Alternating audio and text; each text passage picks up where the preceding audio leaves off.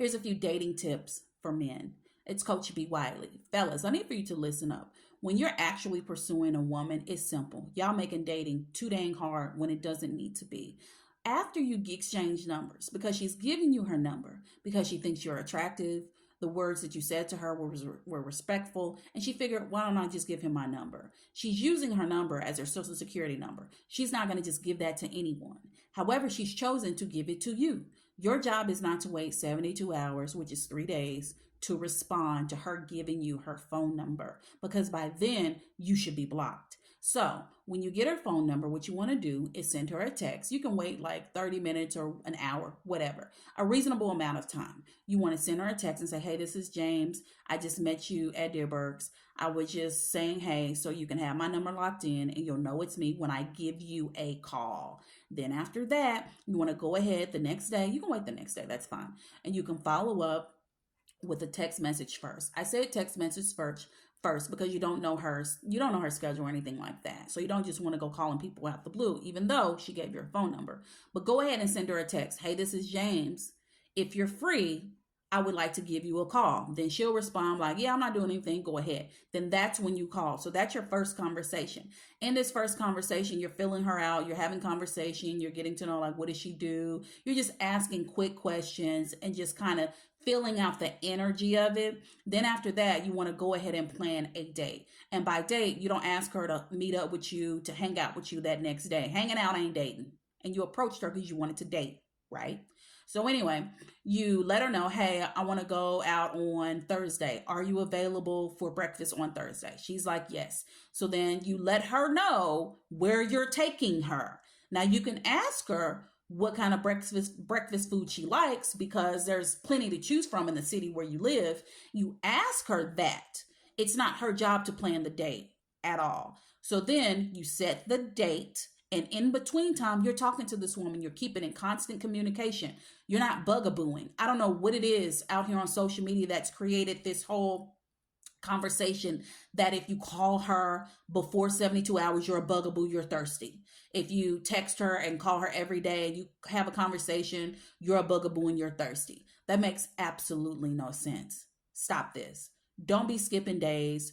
Don't be texting her all day long, all day strong. Make sure you're having at least one conversation with this young lady every single day, specifically leading up to the day of the date. The day of the date, that morning, boom, you're on it. Good morning. I look forward to seeing you at 11 o'clock at the Crab Shack or wherever you're going. I don't know the name of a breakfast spot off the top of my head. I look forward to seeing you at Eggs and Bacon later on today at 11 a.m. There you are. You're checking in. That means she ain't wondering, are you going on a date? She ain't wondering if you're going to flex. She ain't wondering if you done blocked her. She's in the know. And so then after that, you're doing the date. And that's how you do a date. And that's just a simple tip. However, guys, I think you get lost in the sauce when it comes to being emotionally available. I ain't saying you got to pour out all your emotions in the first date or the first few dates. I'm just saying be open. And if she's asking you a question like, how long you been single? Don't be like, oh, it's been a minute. Because those broad and vague answers are actually red flags. If you went into a job interview and they ask you, well, how long have you been unemployed? And you said, oh, it's been a minute. They're going to look at you like, what? Like a minute, like 60 seconds ago before you came in here, you had a job? Like, what are you talking about? Like, you want to definitely be descriptive and you want to be open. That doesn't mean, again, spilling all the beans. But if you've been single for 6 months, just say that. Like, what's wrong with being single for 6 months? If you've been single for 2 weeks, just say that. Like, what are you trying to hide? Because it comes off like you're trying to hide something. And when someone is asking you a question like, well, what happened in your last relationship? Why did you break up? That don't mean that you have to say, oh, she cheated on me and I caught her in the bed with my best friend. No, you can just say it did not work out. I am a committed man when I'm with someone and she was not. And so it did not work out. Ultimately, we weren't on the same path, and that is okay. You see how quick and easy that is? And you ain't hiding nothing. You're not on the defense. Your response isn't, oh, she was crazy, she was trifling, she was a whore.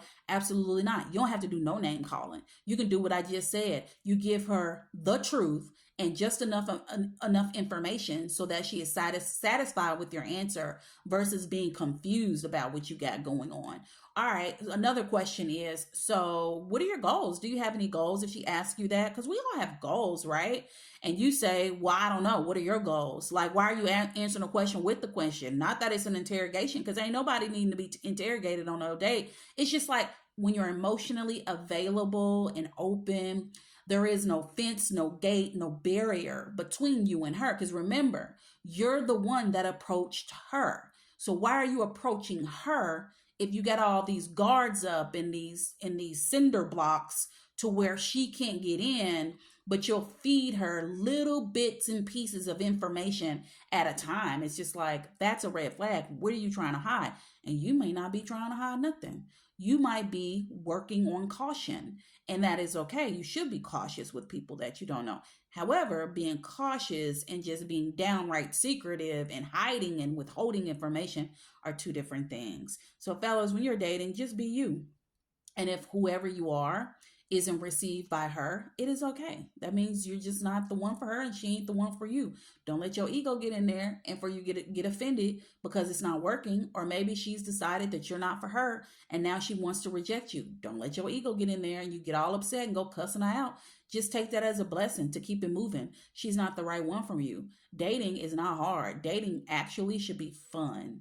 And I need for y'all to get back to dating with fun and having a good time and going on actual dates, going to museums, parks, festivals, fairs. Out to eat is cool. Having a smoothie, going to have a cup of tea, a cup of coffee, some ice cream. Like, why is that all? Like, why is that? What is the word I'm looking at? Why is that looked down upon? Because you want to go have ice cream, a cup of coffee. Why you got to go to the steakhouse just to go on a date? Like, why is it required? Now I'm speaking for the men now. I don't know why so many women are requiring men to take them to the most expensive steakhouse or Nobu or somewhere on the first date just so they can know how much the dude is wanting to date her, when it doesn't make any sense. I don't even believe in that. I believe that you should go on lunch and brunch. And this is for you fellas, another dating tip, the last one. When you are asking her out, don't ask her out for dinner.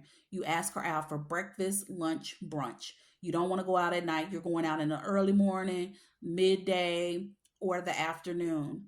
Do those are your times where you're going to go out. There's no reason to go anywhere where there's going to be alcohol involved, low lighting, and for it to be super romantic and intimate, because you don't know her and she don't know you. And you want to be level-headed and you want your mind to be in the right place if you indeed are trying to pursue her to see if possibly you will be in a relationship with her down the line. You got it, guys? Is it locked in? You feel me on this? Let me know in the comments what you think. And while you're at it, go ahead and like this video, subscribe to me on YouTube if that's where you're watching me on YouTube. Go ahead and DM me your question or leave it in the comments. DM me your question about dating and communicating. I'll address it in the video. And that's it for today. That's your dating tip for today, as with every day that I post.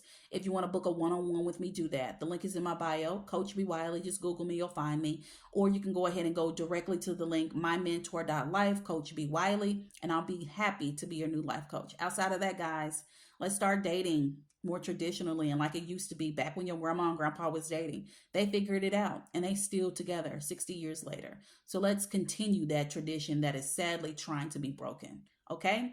Talk to you later.